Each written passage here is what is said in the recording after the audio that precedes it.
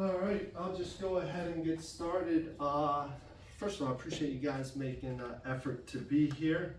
There's three other folks that I reached out to, Paul Fox, John Schreier, and Gabe. Paul's preaching, and it's just a lot to have to process through that, so I suggested I videotape it, and he'll be able to catch up with where we're at. But he's very interested in teaching. John Schreier's interested in teaching.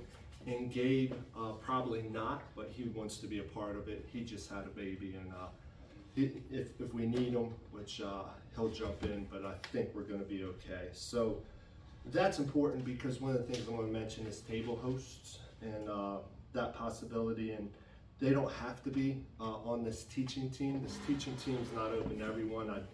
I do try to reserve this as a training session, and I'm going to mention that there's a guy named Marty Mack who's new to our church, and I'd like him to partner with one of you guys and maybe take a session or two and use this as a training ground for that. But it's not like we just, hey, you want to teach, you can teach at our 9 o'clock Discipleship Institute.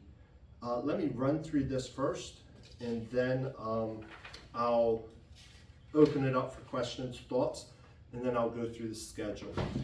But just to review, I'll just work my way through this document. It'll be pretty straightforward, but I think that's good information. Some of this information you guys are already aware of, and some of it's new as we just try and do things differently, and as our values change within the church. I highlighted some different things, and I'll draw attention to that. So teachers can choose their own curriculum. That kind of switched before we were running a Discipleship Institute, and I kind of assigned that curriculum to you guys. So we would have like 2 New Testament, 2 Old Testament, a theology lesson, a practical Christianity, and we tried to run that way for 2 years. And honestly, I felt like I was trying to put a square peg through a circle, through a round hole. I was asking, and I wouldn't like that if someone year after year said, hey, you're going to preach on this, you're going to preach on this, you're going to preach on this, because the Spirit's moving.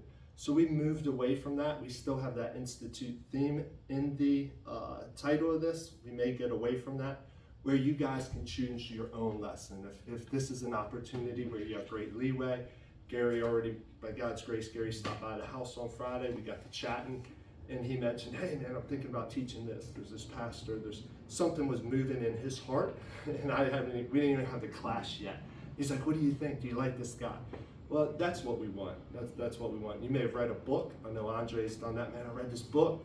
It's really impacted me. I think it'd be great for the church. I mean, you got a way to do that. Devotion. Someone may be reading through John, and the book of John is just touching the Ephesians, Philippians, Genesis, who knows, maybe in Leviticus. And that text is just gripping at you. So this, choose your own curriculum. If you need help picking something out, then of course I'm there for you. If you want to use Right Now Media, man, it's just expanding. We pay for it. It's a great resource. Feel free to use that. If you need help navigating Right Now Media, reach out to me, and either myself or someone else can help you navigate. But I think most of you are familiar with that piece. Let's go down to table host. Very important to me. I'm not going to mandate it, but I want to strongly encourage each table has a table host. If it's set up like this, you put your table host in the middle. If you guys don't like these long row tables, it's per teacher. Separate them out, but this is a whole section. One of our values is having clean, clutter-free, and safe environments, world-class environments. I am going to ask that the room be returned back to this exact order with the chairs in the same spots, tables in the same spots. We actually mark on the floor where we want the tables, because something I've never thought of, but it was brought to my attention about 7 months ago, is handicapped folk cannot navigate around this room unless it is spaced appropriate. And let's get rid of handicapped elderly people that have trouble navigating need these spacings. So it's super important to me that the spacings of the table get put back, but I don't care if you move it around for your class. If you like this setup, use it. If you like smaller groups and you want to separate the tables, That's each teacher's prerogative. I'll get to that in a minute. But I do strongly encourage each group have table hosts to help lead discussions. If you just shout out there, hey, why don't you guys discuss? We just finished up talking about Ephesians and how God's affecting the church in this specific time period. How do you see this relating to the church today? Too much time is going to go away while Gary waits for David to lead. Everyone thinks Andre's going to say something, but if Andre's the designated host, he can say, hey, what do you guys think? Gary, what do you think? Or this is something I've been thinking of. Anyone have thoughts and can just keep that conversation going. It's strongly encouraged that you find your own table host. That's something that's changed too. I'll be happy to make those phone calls, but then again, it just felt like I was forcing things. Like you guys may be chatting through something on the same page within yourself. Maybe there's someone that's not a leader and you want that person or a teacher. I don't care who the table host is. It can be anyone, but they need to be consistent in your class and they need to be there. So I'm strongly encouraging table hosts. I'm strongly encouraging that you find your own table host. It's our preference that you select and line up table hosts for the time you're teaching. However, if you like my assistance in lining up table hosts, since I'm kind of saying, hey, this is very important to me, please do not hesitate to reach out to me and I can assist you with this. And reach out to Gary or David or Gabe or Paul or John Traer and be like, hey, will you give whoever's, Andre a hand, David a hand, Sean a hand. Promotion of your series. This is a little different. I'm taking the responsibility off the office to trigger it, because too often I was too late. I have too much on my mind. These classes, we have them set up for 6-week sessions. If you want an 8-week, chat with me, we'll get to that in a minute. But the responsibility for triggering our promotional system falls on the person teaching the series. How does that get triggered? You just send an email to Pat, her email's there, or to myself, well, to both, to Pat and to me, because we both have different responsibilities. Pat will communicate with me, but let's just overkill that. Send an email to Pat. Pat will, once she gets your email, that'll trigger her.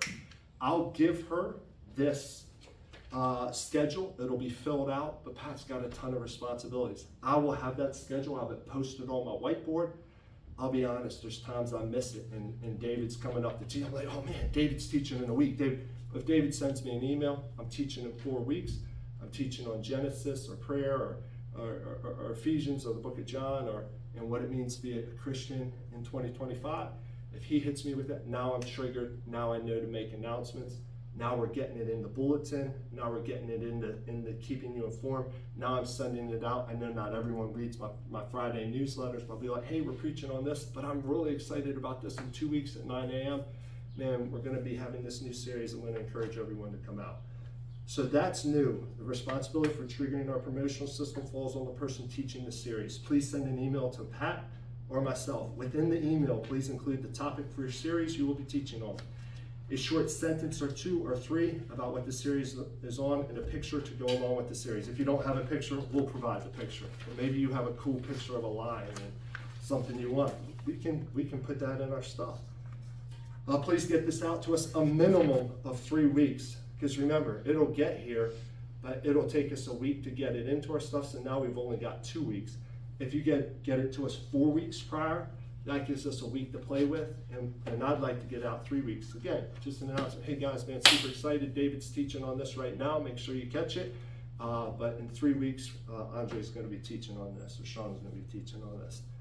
Please feel free to take the topic and write out straight out of Right Now Media if you guys are using that. You don't have to create this thing. Obviously, if it's a book, grab it out of something from the book. If it's a book study that you're creating on your own, well then by that time you will have plenty of stuff. And we'll promote the series every way we can. But it needs to be triggered by you. Some possible topics. The truth is, I trust you guys. In the balls in your court. If you need a hand, let me know. Reminder, this is a document that, like, for example, you guys are doing this well, but I'm going to give this to Marty. If I can find someone to teach with Marty, he's going to get the same document. And just a reminder, everyone has been doing this and doing this well. This teaching time is not to be lecture. The teaching style is to be interactive. Please make sure there's time for table discussion, group discussion. There will be times of teaching, of course, where you're going to teach or lecture. Keep those times very, very short and put an emphasis on discussion. Why do we say that? Because they're going to come from here, very short break, and then they're going to sit for 45 minutes. And unfortunately, that's forced lecture.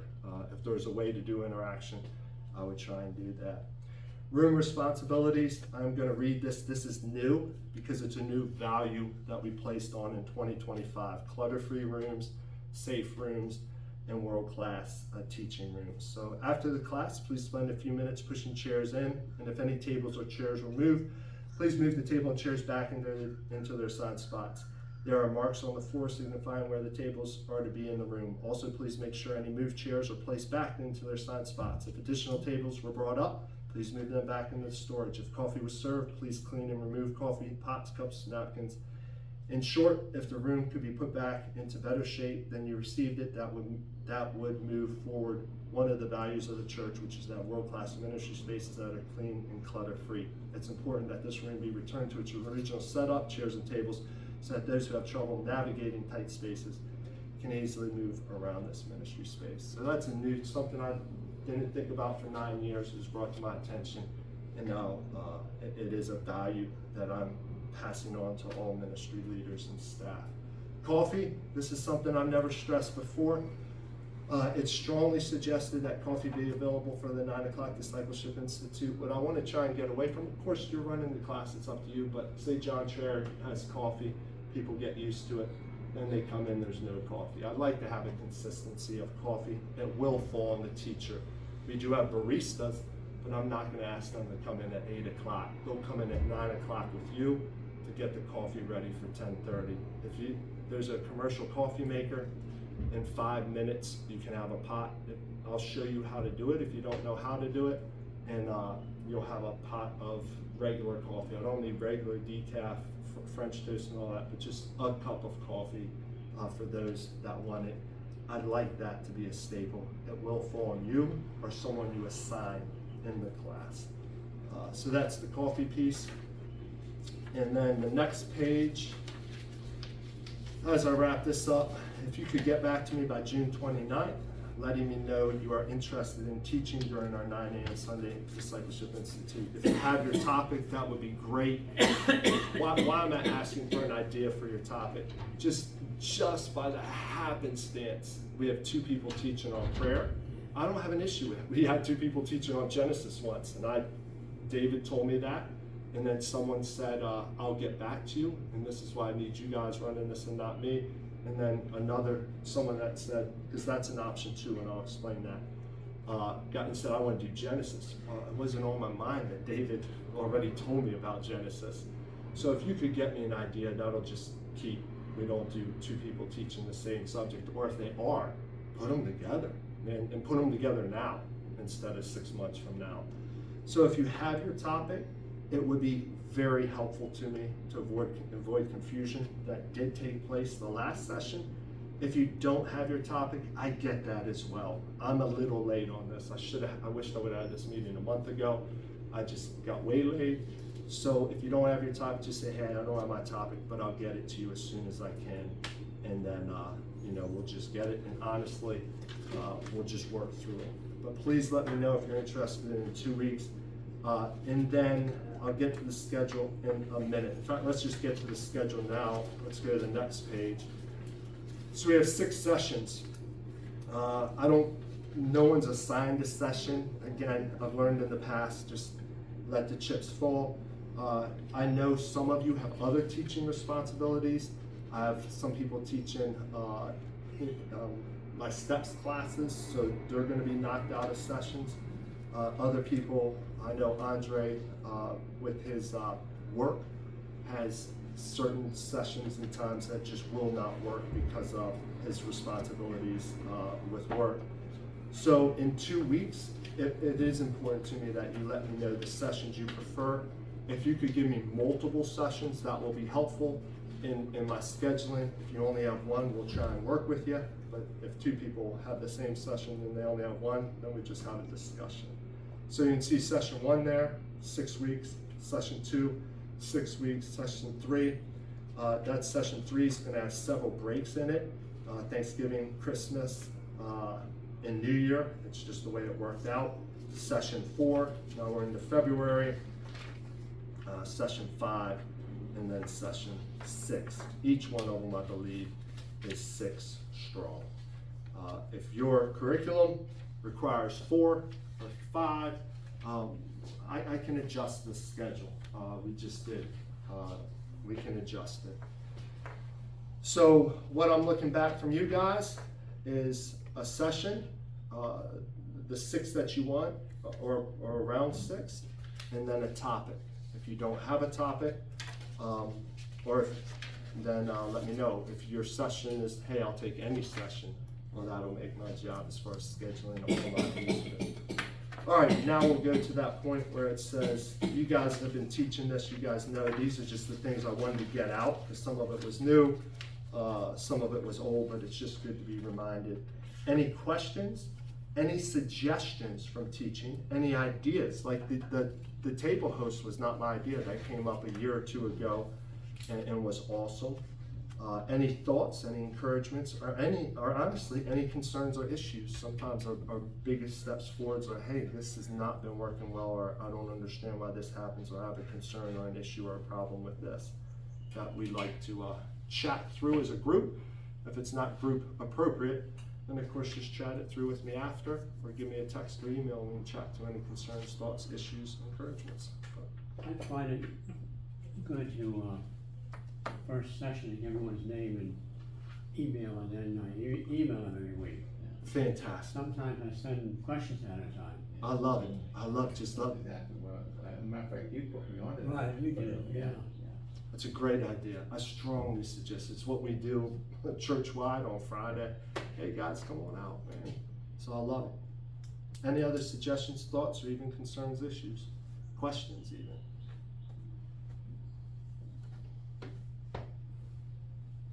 There is one thing, in relation to getting a table host, you could, this is my idea. Yeah.